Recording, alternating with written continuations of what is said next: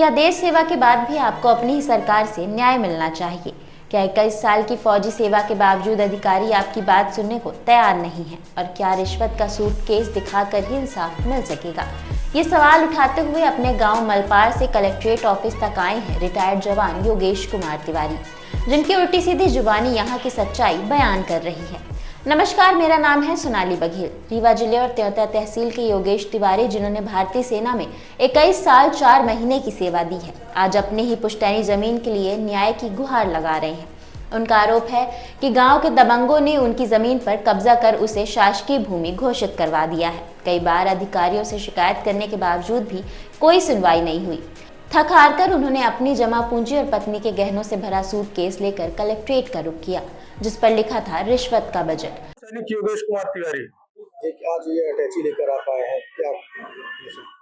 हमारे त्योथर तहसील में कोई भी कार्य बिना रिश्वत दिए नहीं हो रहा है। ये मैं नहीं, लोकायुक्त बता रही है।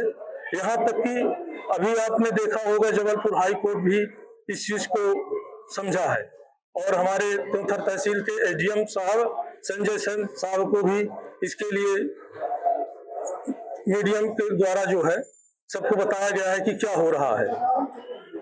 तो जो ये सूटकेस में है, मैं रिटायर होने के पास कुछ जो पैसा मुझे मिला था वो मैं अपने वाइफ के लिए गहने बनवाया था, वो गहने हैं, और जो मेरे पास पैसा बचा था वो पैसे लेके आया हूँ। मामला क्या था? मामला ये है कि मेरी जो है ग्रामीण सड़क है, उस सड़क से मेरी सटी हुई जमीन है, उसको फायदा दिलाने के लिए रिश्वत लेके, ताकि क्योंकि मेरे जमीन के पीछे दूसरे की जमीन है, उस व्यक्ति को फायदा दिलाने के लिए हमारे जमीन को सरकारी कर दिया गया है।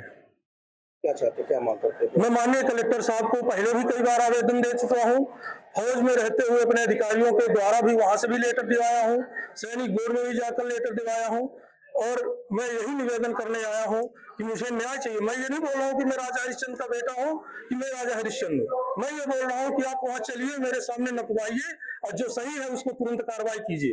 क्योंकि मैं 20 साल से कम से कम 20 साल से पहले मेरे को 5-6 साल वहां जोतने बोतने नहीं दिया जा रहा था।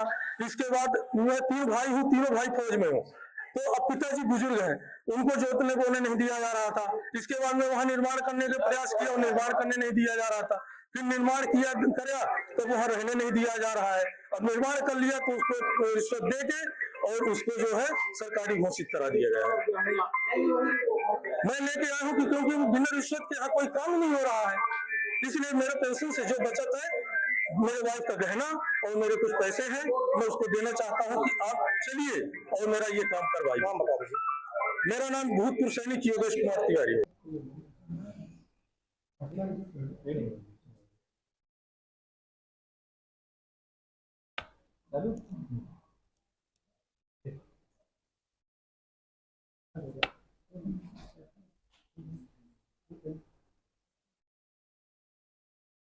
मैडम, ये रिटायर्ड फौजी को पहुंचे कलेक्ट्रेट मांगी मंगलवार को हर मंगलवार को जिस प्रकार से जनसुनवाई होती है, वैसे ही आज भी जनसुनवाई का दिनांक है, और सुबह भी सभी की जनसुनवाई हुई है। यदि कोई भी आवेदक जो आए हुए हैं उनको कोई भी दिक्कत है तो उसको हम लोग सुन करके जो भी नियम अनुसार निराकरण होगा वो करेंगे। सूटकेस लेकर पहुंचे हैं रिश्वत का बजट, उनका क्या कहना है, क्या शिकायत है, ये उनसे सुन करके उसका निर्धारण किया जा सकेगा कि उनकी डिमांड क्या है और उसमें क्या तथ्य हैं, उनका परीक्षण करके नियम अनुसार कार्रवाई की जाएगी। उनका कहना है कि उनके जो निजी भूमि थी उसको शासकीय घोषित कर दिया गया। उसकी एक प्रक्रिया होती है, यदि ऐसा कोई केस है तो उसकी प्रक्रिया है कि कोई भी खसरा सुधार का केस है वो हमारे एसडीएम के ऑफिस में लगता है। एसडीएम के न्यायालय में कोई भी व्यक्ति जो इस प्रकार से अग्रीव्ड है वो जाकर के संबंधित एसडीएम कोर्ट से उसका निर्णय करा सकते हैं, और निर्णय में यदि उसके बाद भी किसी को कोई लगता है तो आगे जो न्यायालय है उनकी अपील होती है, द्वितीय अपील होती है। लेकिन जो भी आवेदक आते हैं उनकी समस्याओं का हम लोग सुनवाई करके जो भी तथ्यों के अनुसार विषय होंगे उनका निराकरण किया जाएगा। पिछले 10 वर्षों से लड़ाई कर रहे हैं, संभव है तो हम लोग सुन करके ही उसका निराकरण कर पाएंगे। उनका कहना है कि अधिकारी बिना रिश्वत के काम नहीं करते। ये तथ्य क्या है उसमें, उसका परीक्षण किया जाना जरूरी है। देश सेवा कर आए इस वीर ने अब न्याय की लड़ाई में खुद को अकेला पाया है, लेकिन उनकी लड़ाई हमें यह स्मरण कराती है कि सत्य और ईमानदारी की जीत तभी संभव है जब हम सब मिलकर भ्रष्टाचार को नकारें।